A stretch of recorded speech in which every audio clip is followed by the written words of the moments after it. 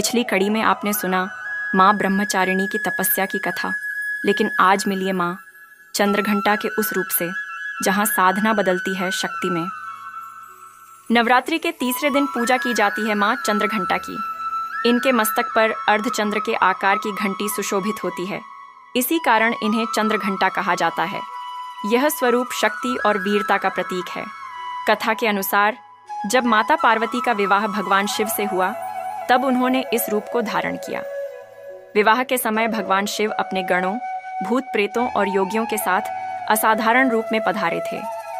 उनका यह विचित्र स्वरूप देखकर माता पार्वती के माता पिता और परिजन भयभीत हो गए। तब माता ने चंद्रघंटा का उग्र स्वरूप धारण किया और सबको आश्वस्त किया। उसी समय से यह स्वरूप माँ दुर्गा के तीसरे अवतार के रूप में पूजित हुआ। माँ चंद्रघंटा का स्वरूप अत्यंत दिव्य और तेजस्वी है। इनके पास 10 भुजाएं हैं, जिनमें शस्त्र और कमल धारण किए हैं। ये सिंह पर सवार रहती हैं। उनका यह रूप दुष्टों के लिए भयावह, परंतु भक्तों के लिए करुणामयी है। कहा जाता है कि जब भी असुर या दुष्ट शक्तियां धरती पर उत्पात हैं, तो माँ चंद्रघंटा सिंह पर सवार होकर युद्ध भूमि में उतरती हैं और शत्रुओं का नाश मचाती करती है। उनकी घंटी की ध्वनि मात्र से ही दानव भयभीत होकर भाग जाते हैं।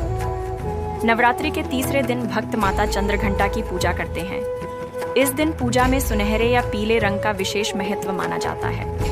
भक्त उन्हें दूध, मिठाई और फल अर्पित करते हैं। मान्यता है कि इनकी आराधना से जीवन में साहस, शौर्य और आत्मविश्वास की प्राप्ति होती है। जो लोग भय और नकारात्मक शक्तियों से परेशान रहते हैं, उन्हें माँ चंद्रघंटा की पूजा अवश्य करनी चाहिए। माँ चंद्रघंटा यह संदेश देती है कि सच्चा भक्त कभी भयभीत नहीं होता। अगर जीवन में अंधकार या कठिनाइयाँ आती हैं, तो हमें साहस और विश्वास के साथ उनका सामना करना चाहिए।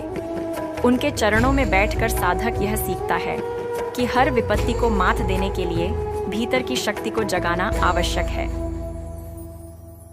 माँ चंद्रघंटा का यह अद्भुत रूप हमें साहस और वीरता देता है। लेकिन क्या आप जानते हैं कि चौथे दिन माँ अपने एक ऐसे स्वरूप में प्रकट होती हैं जिनकी मुस्कान से संपूर्ण ब्रह्मांड की रचना होती है। अगली कड़ी में जानिए माँ कुष्मांडा की दिव्य कथा।